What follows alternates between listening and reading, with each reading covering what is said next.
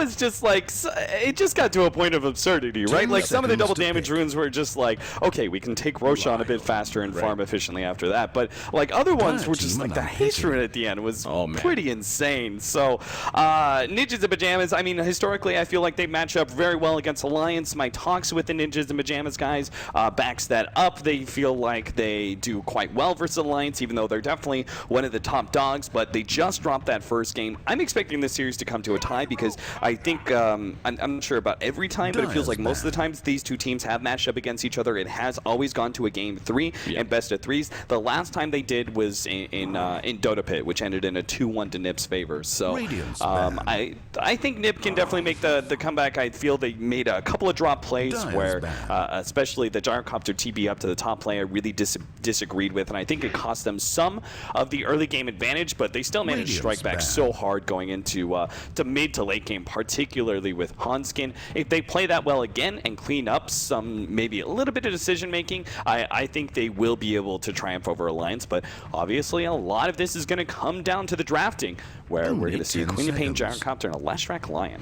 Yeah, the Lesh and the Lion opening things up. Keeps things open for Alliance, Queen of Pain, Gyro. Two of the more popular picks across pretty much all the regions as of right now. We can see Alliance respecting Chen play, not going to allow that in. They're not going to allow IO in this time either. And it remains kind of a ban the Bulldog heroes approach for NiP. They did ban the Naga Siren as well, but getting rid of the Brood, the Nature's Prophet, as well as the Bounty Hunter. But, you know, for Ninjas and Pyjamas, while we wait for this draft to take shape and really get an idea of where the game plans are going to go.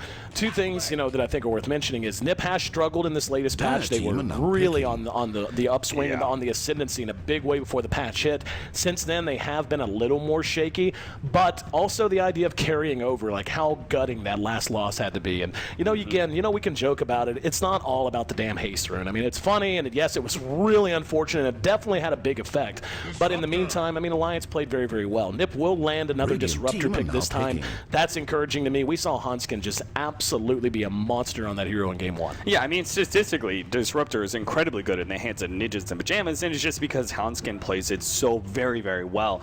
The Gyrocopter is a natural era hero, even though he doesn't have a successful win rate with it in this patch. It's because, as you said, Ninjas and Pyjamas have severely dropped off in this latest patch, and it's why, like, I would have actually pre-patch at 6.3, I would have put them to actually easily take first. Now I have them fourth in my competitive predictions, just because there's a drastic difference. And I think, like, it just plays against their play style the most, I would say, out of many teams, and it favors so many others, right? The CIS teams especially got a huge buff, in my opinion, with this latest patch. But Alliance, the Clockwork pickup, and now the Juggernauts.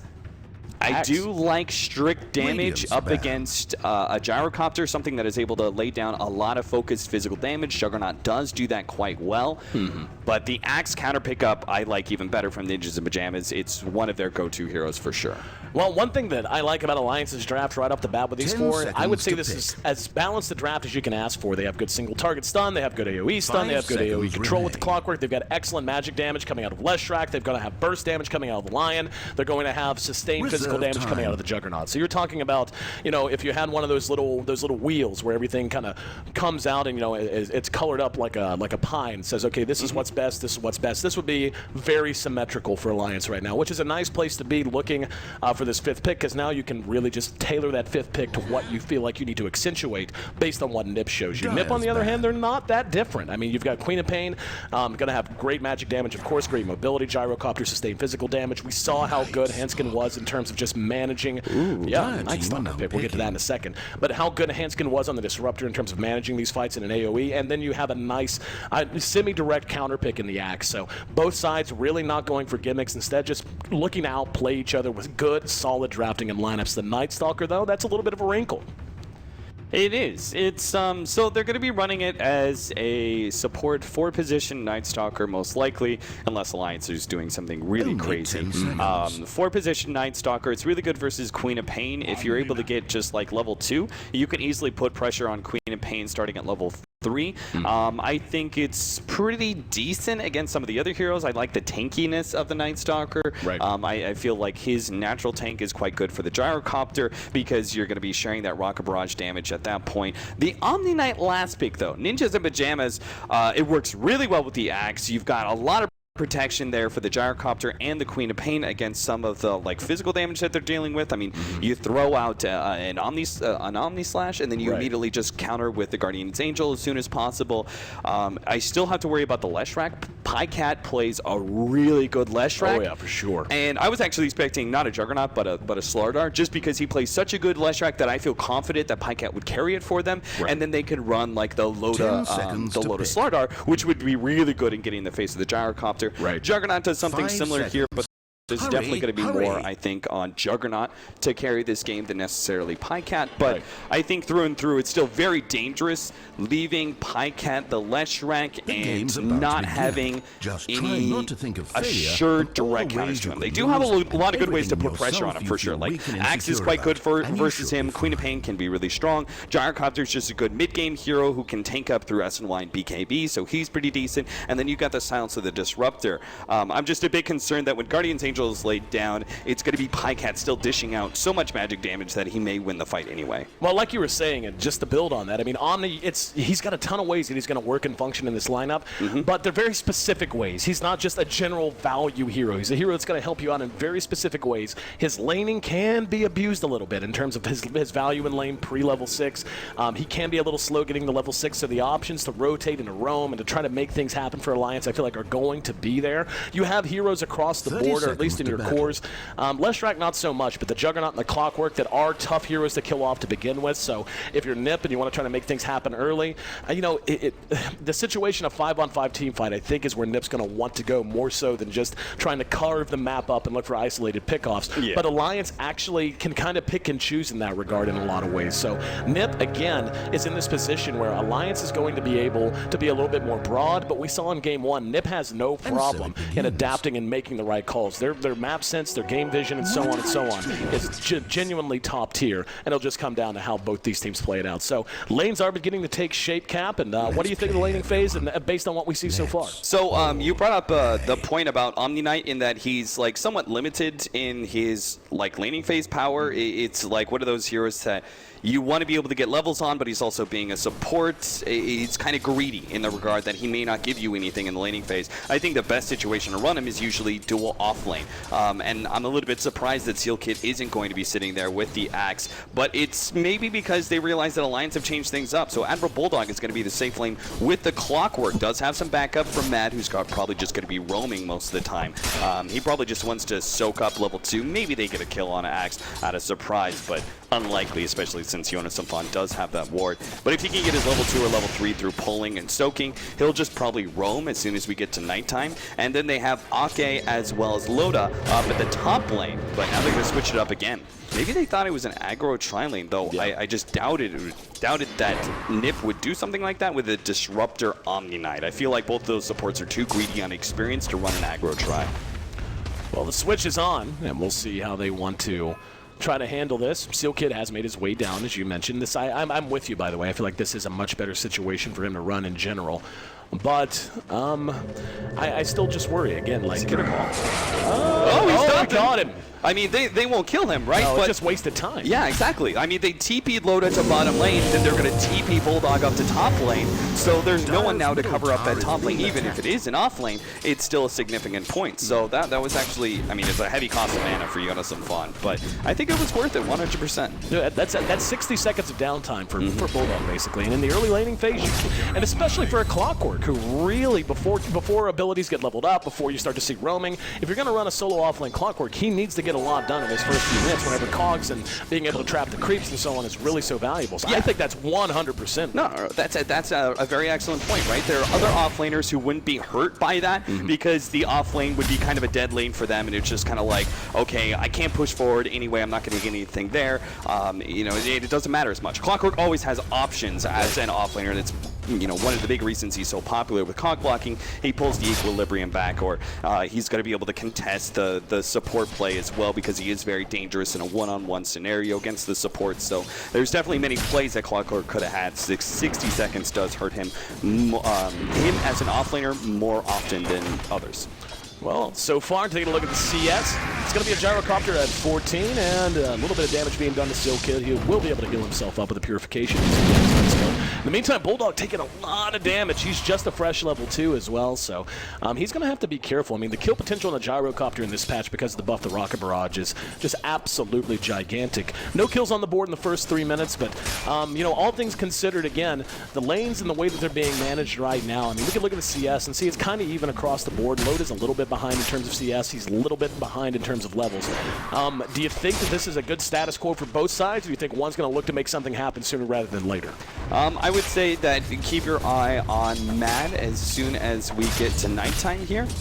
And I would also probably say that Ninjas and Pyjamas are more likely to be the passive team because I think they have good laning phase set up, particularly with their aggro dual lane, but also that they are a team that doesn't have a whole lot of roaming or changing up power, with both Omni Knight and Disruptor being lacking in their power to rotate around. They should be ready to TP middle lane though, and look at what Steel Kid has. He's got a TP scroll, right? So he realizes, okay, Limp is probably going to be making that play. I'm going to sit on the bottom rune, and if they make a dive on our Queen of Pain, then we can go ahead and win that scenario with a heal turnaround. Yeah, there's the Knight. We'll see what's going to happen. And we can see Mad is, he's heading towards mid as we speak. Phase boots are done in Gyrocopter in the meantime, and Mad just going to show himself. I'm not going to be too ashamed of it at all. Bulldog up at top, playing as riskily as he can, trying to get a little bit of pull action on and doing a fairly effective job at it. Mad's going to be hanging around now this mid lane and looking to make something happen. And let's see what his chances are going to be. Limp. Yeah, Lucian's to be able to spot him out. That's a one scenario for Ninjas and Pyjamas quite heavily. This first nighttime, I think, is going to be super. Calling the Lotus of Purification afterwards. Very nice two-man Earth Spike out of Ake, and then the spin to win from Loto, getting back to safety. But, yeah. Yeah, you don't need to kill the Juggernaut at all. You just put pressure on him with that play. So good read there. They just basically force out a spin. Big win for them. It means he's lacking in mana. They're also going to force out even more mana with the healing ward being used. I do want to say, though, that it's very dangerous later on into the game. The Juggernaut and Leshrac, as the Leshrac starts tanking up quite a bit, and he even gets like Octarine Core, which already naturally has some heal to it, and then you start getting the healing ward into play as well. The Leshrac can definitely be one of those kind of unkillable heroes if they're not careful. So they really got to keep an eye on that healing ward later on to the game. Make sure to snipe it out as often as possible, which NiP already know, right? Everyone should do that, no matter what the circumstance. Well, just coming back to the Lesh for a minute, I mean, his ability to, like you said, just be an immortal walking around on the map in the late game, and honestly, that can happen to you a lot quicker than you would normally assume. I mean, if he gets an early Bloodstone, manages to get a couple of kills under his belt, following that, and those charges get up there, you know, damage output, it doesn't matter how good it is, if he's able to blow you up as quick as you can him, and he's got that much regen, he's just going to shrug it off. We've seen it a number of times out here in the qualifier, so I feel like the mid-game damage potential, the ability for either one of these teams with even a little bit of a lead to really put the screws to the other side is going to be tremendous. That's going to come out and get what? He just walked. I mean, I understand he didn't have full vision, but that was just risky anyway. He just walked down, threw out a void, and died. He is pulling out the plays here. He actually got ahead of Bulldog with that one. TP out there. No, that's not going to work. Oh, why did he do that? Why did he stop and try to do it there? He's being pursued. He's actually not going to be caught up with. Mad came in. I feel like he maybe could have tried to juke the trees a little bit, maybe had a little bit of a better chance, but all in all, was in a bad position to begin with. So yeah, 1-1.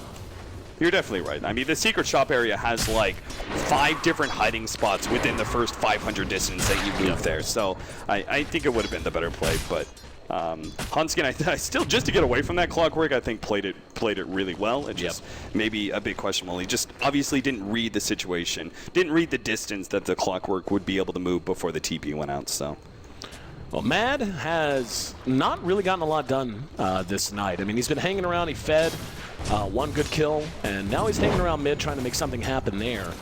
But, I mean, he's getting some XP, but the Quap is doing pretty damn well for herself. However, that said, the Lesh is actually right there with her, so... oh, hang on, Ake trying to mana drain. There's going to be another 2-mana spike that'll buy some time, Loda. And Ake just doing what harassment they can. But in that mid matchup, which hero, if either, do you think benefits the most from a good start? Is it the Quap or the Lesh? So I would say that the Leshrac beats out the Queen of Pain. I believe you have to make a mistake as the Leshrac. One of the biggest things is you're very similar to an SF in that you're very squishy, but you have a lot of magic damage, and you're also a spam-oriented hero, right? Like SF comes forward, raise 1, raise 2. Leshrac does something similar in that he throws out a couple of right clicks, lightnings, and it'll usually hit the Queen of Pain. It's the advantage of the lightning is that you're more likely to hit the enemy hero even if they're range than raises. While raises, you just quickly clean up the creep wave real quickly and you can back up the jungle. Right. As long as the Leshrac doesn't overextend himself necessarily, Pycat may actually be caught here. Pycat, you doing what damage you can. I mean, I think it's a really good call from NiP to not over-pursue there. They could have pursued him out and really tried to aggressively get that kill, but they had no idea what was going to be behind that. The clockwork was not on the map and so on and so on. So they do some damage, but I think in the end, a right call. Yeah, I personally would have led with like trying to go for the body block play and get the heal on yourself and hitting the Leshrac, especially since it did just turn daytime. But right. NiP are very naturally a cautious team, so I can, again, understand why they would do that, and maybe it is the better call just to play it safe at this point. Jonas Van, notice a very notable pickup here, Mango. So I'm not usually going to point out Mango's too often. I think Mango's a little bit overbought, but in this specific instant, it's really good, right? Because he needs 150 mana to be able to get off his combination. What does Mango give you? 150 mana. He's facing up against a Lion who's constantly mana draining him to make sure he doesn't have that call mana. So this Mango is going to allow him to be able to sit on no mana whatsoever and still be a really big threat against the Juggernaut and the Lion. Well, speaking of big threat, he's doing a great job of disrupting near the jungle, disrupting potentially behind the tower if they decide to go for it. Didn't see what level the Omni is, but he's actually gotten a fair amount of experience because they've been able to play so far forward. Yeah, he's 5.5. That's wow, big combo! There's that combination, and now they're going to try to turn it around. They should get Steel Kid here, and they will, but certainly going to be a much bigger kill on Loda there. Jonas is going to turn it! He's going to turn, two-man call. No, he almost got them both, but instead, the greed. Oh, he's actually going to make it away because of Hanskin again. There's going to be a glimpse back now, and Era, it's there. That's a big rocket barrage. Sonic Wave to help seal the deal. 3-2. Oh, NiP in the right place at the right time. Hanskin, the playmaker, coming in, not only saving one of his own teammates, but making that sequence happen. And those are the two cores. They managed to get Loda, and they got the Leshrac. Gigantic sequence for NiP. And this is the thing, right? Ninjas in Pyjamas suffer in this patch because I feel like they're a little bit more of a cautious team who try and make outmaneuvers necessarily. I think that oftentimes they outdraft and outmaneuver their opponents in order to take wins, and the early point of 6.84 was very much like fight-oriented and didn't really play into NiP's usual roundhouse. That being said, they are very good at team fights. They're usually just more conservative with it, and I think that is the best example of teamwork and communication there. Jonas Van, he made the perfect play there. Like, make that turn was such a good idea. Alliance just had really good reactions, so it didn't make it that effective, but the fact that they made the read and were able to turn that, I mean, it was just, the mass rotation was obviously caught Alliance out completely, but really good communication from NiP to set that one up. Well, I think the key word here is follow through. NiP in Game 1 and Game 2, even though they lost Game 1, NiP, this is exactly how they played Alliance and kept them down in the mid-game phases. They would go for a gank, they would try to do something like this, but it wasn't just a, okay, we're going to try to gank and hope it goes well, maybe if they dive us back to our tower, we'll TP. It's, okay, we're going to go for this gank, and then calling the shot in the middle of the sequence, be like, hey, if you bring people, I'm going to try to do this, I'm going to try to do that, and they're following through and extending these dives and extending these ganks and making them so much more worthwhile in time. They might catch Loda here. Oh, Hanskin is not level 6. Yep. 60 experience away from being level 6. If they have that, they killed Loda 100%. No doubt. It's 2-3. Oh, Bulldog actually locks him inside of the cogs. That's no good. Or maybe it is. Yep, here comes some TPs in, though, and they should be able to clean him up. They will. It's going to cost them a 1-for-1. That's certainly going to be a win for bottom lane. They're diving that here. Jonas Van knows there's mass TPs up to the top lane. There's no one to save the Night Stalker, but it is nighttime, and there's no spins for Jonas Van. They're trying to kite it around. Here comes the Queen of Pain. Is she going to be able to jump? No. Instead, oh, there's a glimpse. Glimpse running back. Connect. Still got it. Followed up with the Sonic Wave, and down he goes. Another big kill for NiP as they are just trading blow for blow. Give them, I mean, my goodness, what a player. Steel Kid, okay. I thought he might just die there. Real quickly, like you Omni Slash, you get the burst damage. You might just kill the Omni Knight before he heals himself or Guardian Angels, but understandably, you don't expect the Omni Knight to be completely alone, and sure enough, Yonasampan was rounding the corner quite shortly there. So the better play, Loda just playing it passive. Well, taking a look at the net worth, thanks in part to some of these kills and thanks in part to just good farming efficiency, we've got NiP on top. The top 3 slots, as a matter of fact, and we can see, okay, sucking one mana he can. There you go, 15 gold for you, boy.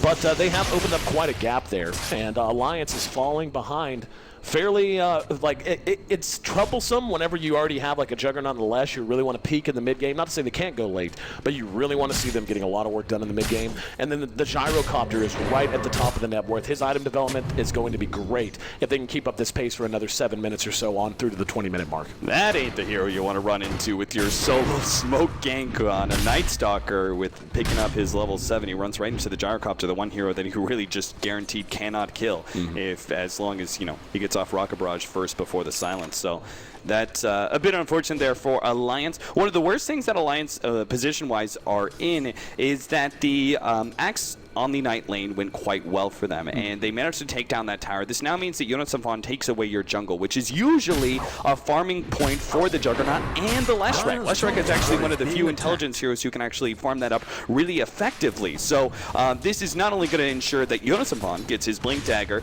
and is then able to be the big initiator that he wants to be, but also that he's taking farm away from the Juggernaut and Leshrac. You make a great point. I mean, just the disruptive power of an Axe. But, we always talk about, in us casters for the most part, we talk about team fights. We always want to focus on combat because that's what really, grabs our attention.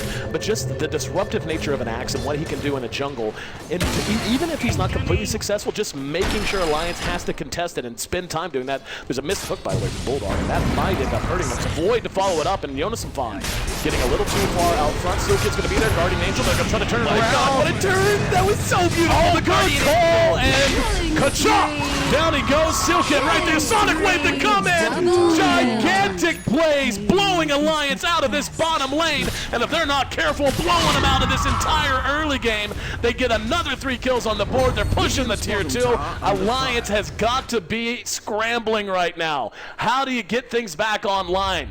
I was looking at that situation going like, Sampan, do you actually want to dodge the hook here? Because you could totally turn this. Oh, Hanskin gonna get blown up right away. Sorry, buddy. No matter how well you play as a disruptor. Can't win them all. Yeah, you can't stop that one. So, but yeah, really good read by Sealkid, first of all, right? So the obvious play would have been Purification first, because that's normally what you want to get out of the way because it has a lower cooldown than Guardian's Angel, obviously, right? So you want to try and get 2 Purifications in a fight, but if the Omni Slash is laid down, you want to Guardian Angel first, right? Because you won't hit the Purification on the Juggernaut, guaranteed, and you want to be able to deal with the pure physical force of Omni Slash first with Guardian Angel. It's a very effective way of just countering the damage. So, just that small decision-making actually made so much sense, and he managed to hit 3 heroes with the Purification because of it.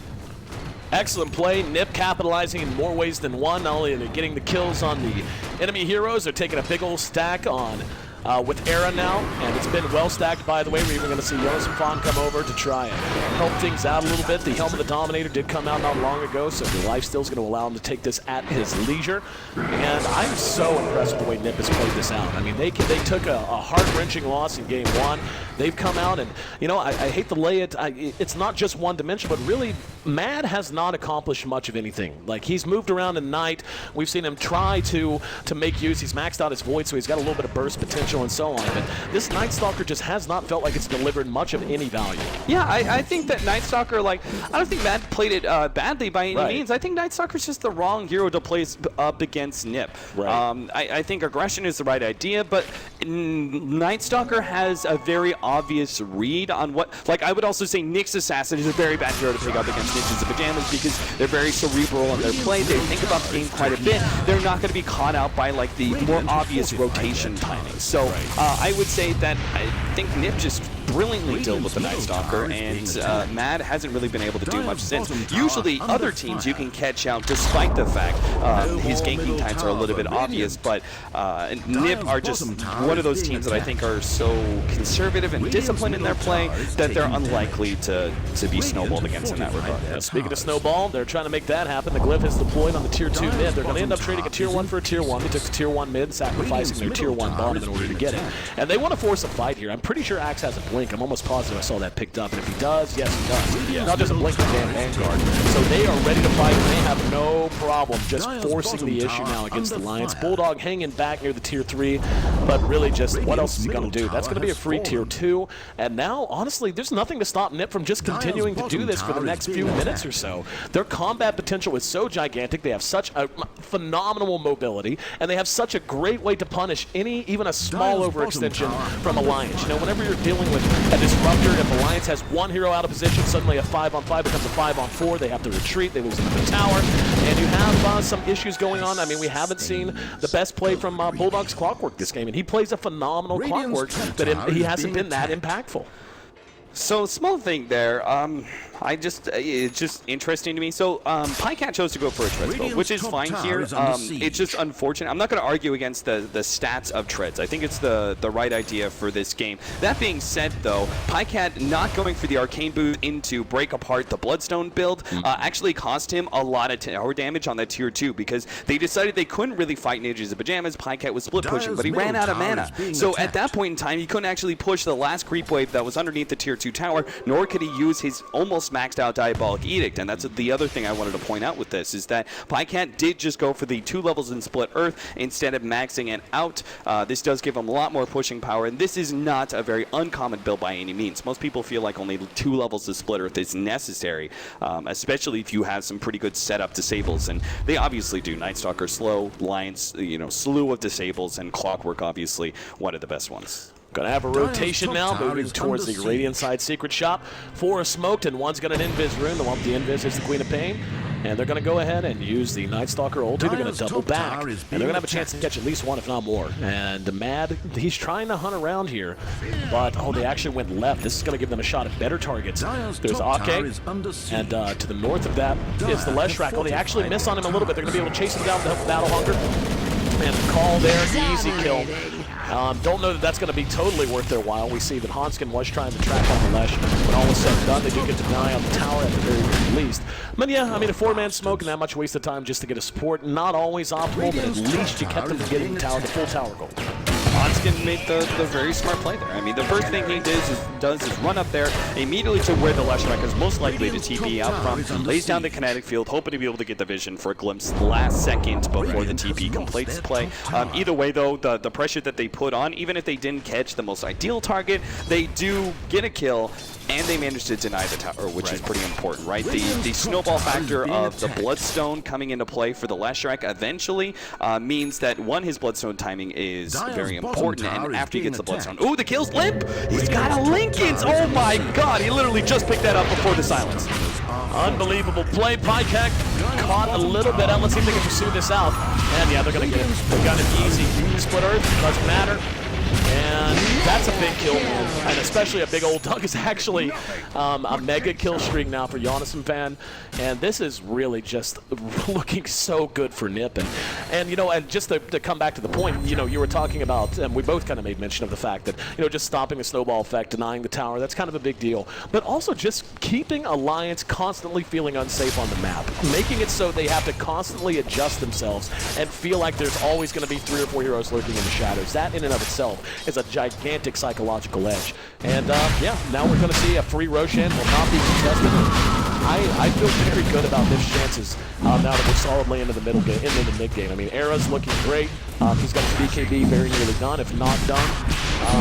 Yeah, it is done, actually. So that's a fresh BKB. If they just decide to start pushing and forcing fights now with that new BKB, what the hell can they do? Yonasaban just got a deny in the middle tower as well. They're just not getting anything for free here.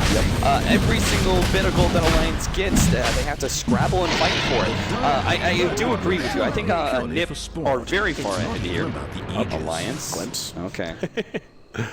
Well, I mean, and we haven't even really talked about the fact that, aside from the BKB, they also have an Omni Knight, which means you've got another 8 seconds potentially of magic immunity that you're going to be able to put on a Queen of Pain or whoever the hell else you want to. So if you look at like the graphs here, they're only about they were about 5,000 gold to probably 7,500 by now, and sure enough, that's what it is. So they're only about 5,000, 7,500, which is a pretty decent lead for 22 minutes. But it's not only that, right? It's NiP now have hit a full swing, right? I don't think that the graph really shows us how far ahead they actually are. Right. Because now NiP are in a full swing to where they're going to be able to take a lot of objectives. It is slightly riskier, and there is the potential for this game to actually shift dramatically as Ninjas and Pyjamas actually get their full swing and are then able to start pushing down tier 2 towers and such.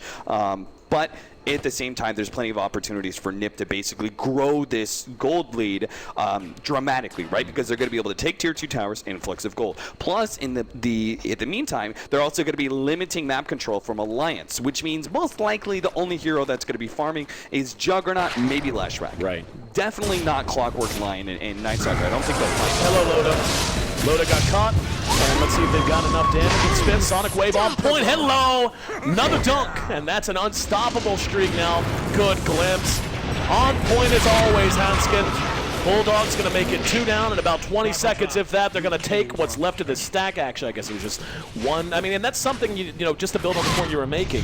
You know, all they have to do to really continue to snowball out of control is they'll do the little things right. Slowly push, don't overextend, make sure that when you go out, you take an objective. Continue stacking the Ancients because you know Gyro's going to be able to take them so easily, especially with the help of Axe. So on and so on. And once again, they find another hero that's bucking mad, and that's actually a really good sign. So it's going to get him away because there's no call after that. But either way, the NiP, I mean, I think we've about said it all. They're in great shape. And Alliance, let's flip the script a little bit. What's Alliance got to do to fix it? Well, they just need to draw out the game because they went for a Battle Fury build on the Juggernaut. Late game is their friend at this point in time. They basically just have to grind this one out and play defense, hoping Ninjas and Pyjamas make a mistake trying to push uphill. I would say, like, going back real quickly to the draft, I usually try and point out like the good things of a hero pickup over the bad things, right? Because obviously the pro players know better than I do. They know what they want out of their drafts. You're pretty legit. You know, the biggest problem with Juggernaut was that, like, yes, he's good directed physical damage against the Gyrocopter. The problem is you're picking him into a well, the Axe was a perfect pickup against the Juggernaut, but you already have the Queen of Pain out there, right? It was one of the first 1-2 pickups, so it was good for the Gyrocopter, but the Sonic Wave damage is pure. And that is actually a really big factor against the Juggernaut. So, I don't know. I feel like there's just too many things set against the Juggernaut at this point in time with already going into the Queen of Pain, and then you combine that with the synergy of the Axe. So he brings the Juggernaut low, and then you've got both the call, physical damage, and the Culling Blade to be able to ensure. I mean, there's no situation to live. Okay, caught, brought down. Easy peasy. And Ake's having a rough one. That's a good game for Quap, though. She's sitting at 3-0-6 right now. Yep.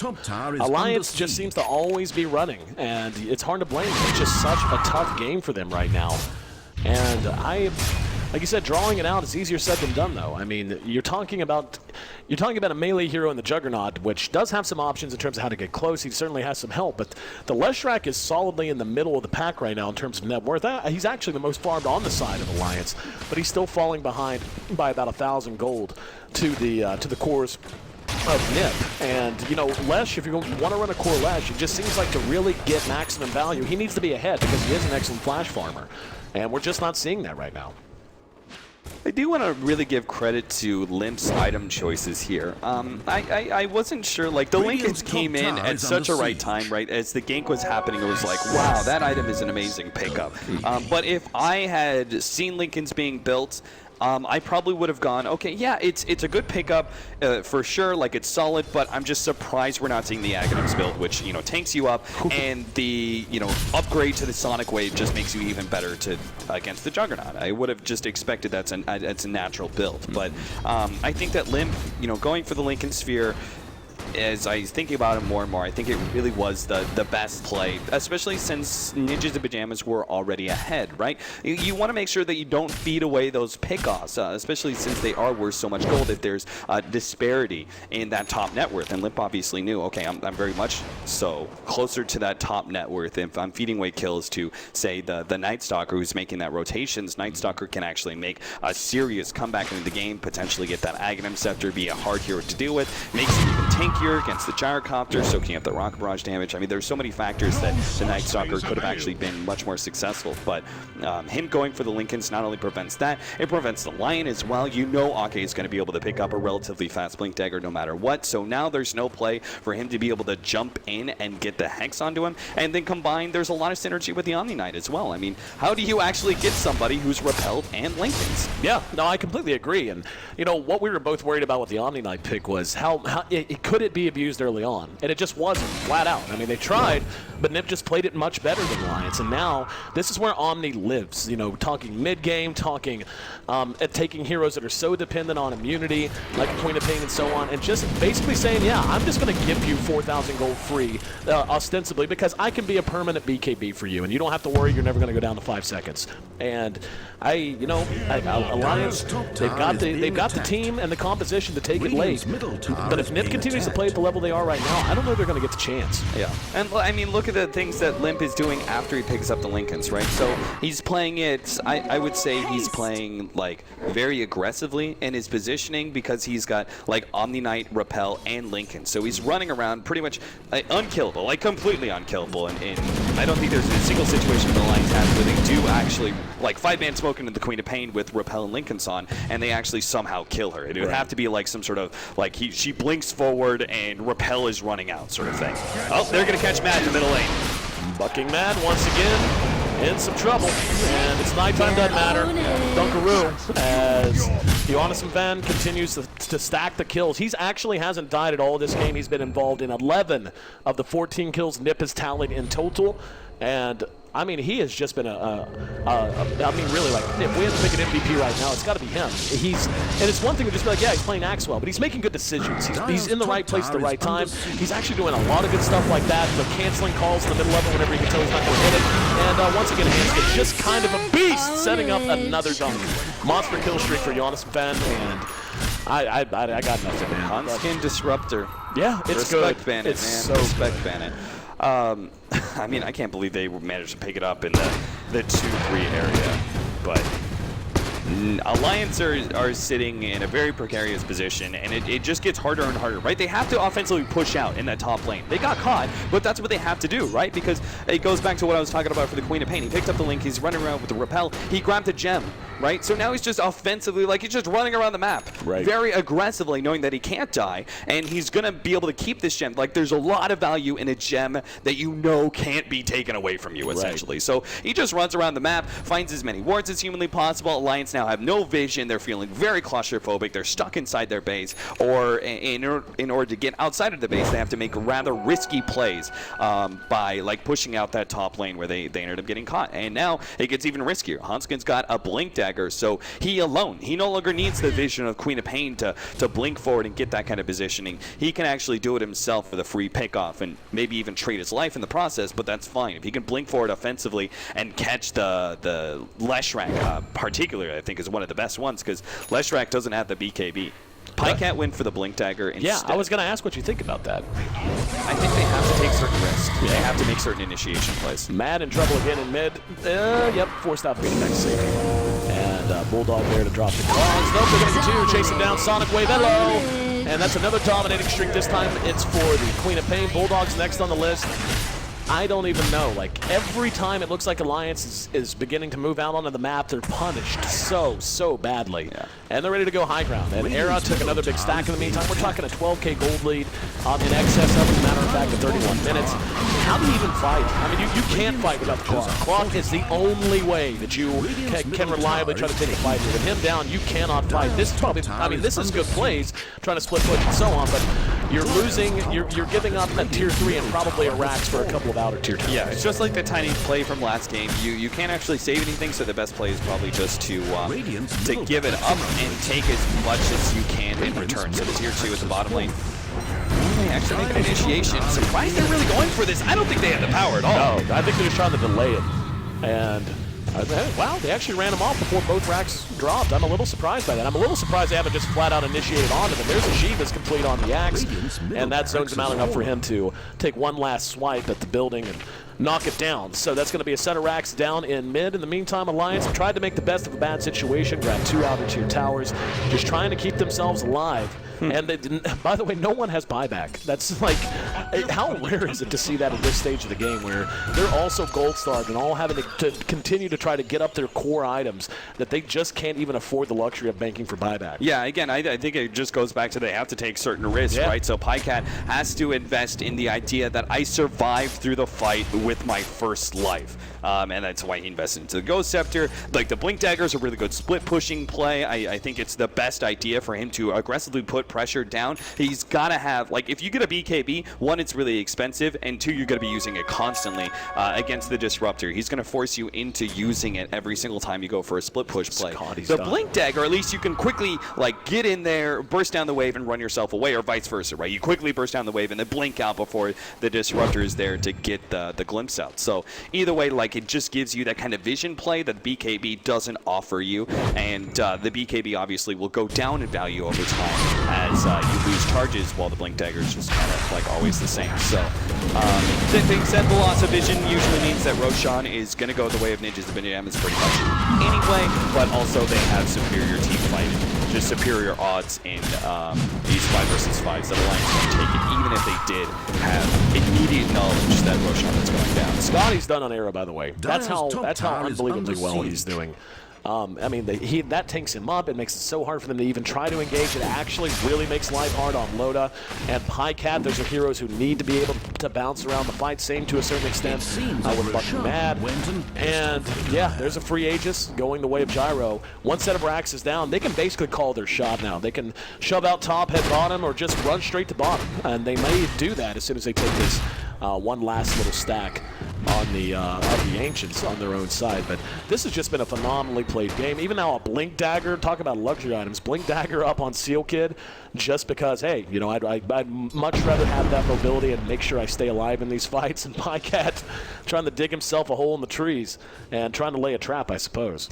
Yeah, they gotta hope to get some sort of pick off here. Otherwise, this top lane's gonna be pushed out. Bottom's already being pushed out, and same goes with middle lane. So if he doesn't like get a quick pick off and then manages to put more pressure on that top lane, force more rotations up there, they're gonna lose their map control. And that's exactly what's about to happen. The top lane's gonna be pushed in. They're desperately gonna push out bottom lane. Pycat's already up to that, but I think that Ninjas of Pyjamas have significantly corralled Alliance enough that they'll be able to take this tier 2 in the top lane without trading anything away. Nope. If they do, it'll be Pycat making an aggressive blink play with a Diabolic Edict because the tier 2 tower is already low. I don't think they're going to care to trade at this point. Like I'm a little surprised they're trailing 3 there. I feel like they really could just take a run at the tier 2 and then just go ahead and push for racks on top. I think somebody just like expected to push down the wave survived a really long time, so that actually stalls up their push significantly, which does allow Pycat to take this tier 2. I don't think they're going to care about that. It's not that big of a deal. Hanskin, I think that was a little bit of indecision there from. Yeah, I don't know why they sent Hanskin there. You either like push down that tier 2 faster. I really thought they could have gotten there. Also, your Disruptor should kind of be already set up. In fact, I think the best play is Hanskin actually already being in front of that tier 2 tower and reveals himself to the last rack. Right? It says, hey, you can't get this tier 2 tower without being punished. Don't even try. Right. And at that point in time, he doesn't need backup because most likely Pycat isn't going to make that play. Now, actually, maybe he would. As you can see, Pycat is actually thinking that, yeah, Disruptor is entirely alone, and he doesn't have any backup, and maybe that's just because it's daytime and they see so many NiP heroes at top. Lesh is going to show himself again. NiP is pushing down the tier 2 in top lane, and Alliance has loaded there. Loda is building into a diffusal blade, by the way. Didn't even notice the quad Manta style, so that's fun. And yeah, NiP continues to be in the driver's seat. Alliance is doing a pretty good job of making it a little bit more risky, not necessarily in terms of losing kills, but losing towers and a little bit of map control. I'm sorry, was the last time that Manta was picked up used as stats person? I'm not sure who's with us. Early 2013? We'll get the answer on that. That's pretty awesome. I'm just like sitting there like looking at it going like, wow, Manta, man. I mean, so the most ideal scenario is here that the Manta gets rid of the silence and soaks up the Juggernaut Omnislash at the same time. Oh. Not sure if it's worth the investment or not, but this has already... Engaging on the Giannis fan. Let's see if they can finish him off. Got him down to about a quarter health. They got him. That's a big kill. That's a huge pickoff. If they can get out successfully. That's a 1,000 gold swing on that kill. Nope, never mind. No, Pycat does make it away. Lack of stun rather, cost them badly. If we can, let's take a look at the fight recap. There's a lot. Yeah, exactly. That's a 2,000 gold swing when all is said and done, and that's gigantic. So okay, okay, that makes sense. I was about to say, I was like, I thought I saw a Manta before that, but then again, like, it's hard to say that just because it's such an unusual play. Yeah, I mean, like, Limp has already showcased that he's willing to put a lot more emphasis on him not dying than him picking up like potential counterplays against, like, say the Juggernaut, right? So if you get like Aghanim Scythe of Ice, right, you have the offensive counter to him, but he's obviously showcased he's willing to play around with the defensive possibilities, and I think that's probably smart play when you are ahead like that. But I think I would really have to get other pros' opinions on it, just to see what they think of how the way Limp is playing this, and if defensive, like just making sure you pretty much have no chance of dying is the best play to use your advantage with. Now, speaking of, they're using the repel on Gyrocopter right now. Pycat is really the saving grace. Split pushing with the Leshrac is really what slowed NiP down. As for all intents and purposes outside of that, they have had the chance and the firepower to try to close this game out, but it's just been so risky for them. And this is what Alliance excels at. They're just really good at splitting the map up and putting you in a situation where you have to choose to try to commit, and if you commit and you guess wrong, you can end up losing a lot more than you gain. Right. It looks like NiP is quite happy to stick and try to siege this tier 3, at least for the moment, but the Aegis did just expire, so it's going to be a little more risky for them. There's a link, it's popped, and look like Loda wanted to take a run at it. He pops the BKB, there's going to be a hook in, caught him, forced that back out, and that's just going to be a delay tactic. There's going to be a glimpse back as well. Can they follow it up? Bulldog glimpse back, and once again, Hanskin just doing the work. There's going to be a good call. They got mad with it. Calldown's going to do their Sonic Wave. Only got one, but it's the only one they needed. Loda trying to do whatever he can, using that spin as best as he can. He can't do anything. He's dead. Force stab, that actually might have saved him. Oh, glimpse, hello. That's called an alley-oop, by the way. When you glimpse it back into a dunk, that's an alley-oop. And well played from NiP. They bring him down. Still a lot of work to be done, as we do have the buyback out of Loda. So it's going to be a costly defense, but they may be able to keep their rack standing. Yeah, that was, I think, Bulldog just like forgetting about the fact he was playing against the Disruptor. And just got caught again. Hanskin on point. Hello, another dunk. Slam City. And they just forced 2 buybacks. Normally you would be like, all right, let's be happy to back up, and yet then they find another pickoff on the Clockwork, that's a dieback. So now they're going to be able to take the racks as well here, or at least force a 4 versus 5. Well, they just have such body, and good 2-man call. There's going to be another call down Guardian. Oh my goodness, Alliance melting in a hail of bullets. The Guardian Angel on the shoulder of Ninjas in Pyjamas. Triple kill for Era, buyback on Lesh. Don't know that it's going to be enough as Loda's down for the count. Bulldog still 30 seconds out, and there's no real dedicated stuns left outside of Splitter. That's going to be another set of racks, 2 down, and it looks like Alliance's minutes are numbered. Another fantastic glimpse back. Mad's going to end up dying while he's caged in the pin, and we can see Pycat doing what he can, doesn't matter. GG. Well played. By the time all said and done, 30 kills were tallied, 25 of which belonged to NiP. Hell of a game, and they split the series 1-1. Yeah, that was a great game for NiP, and I'm really happy that they showed us such a dominant display of force, because I really think that NiP would come out in a best-of-3 against Alliance, and that's why I called a tie here in this 2-game series. I really felt they were going to be able to pull it off.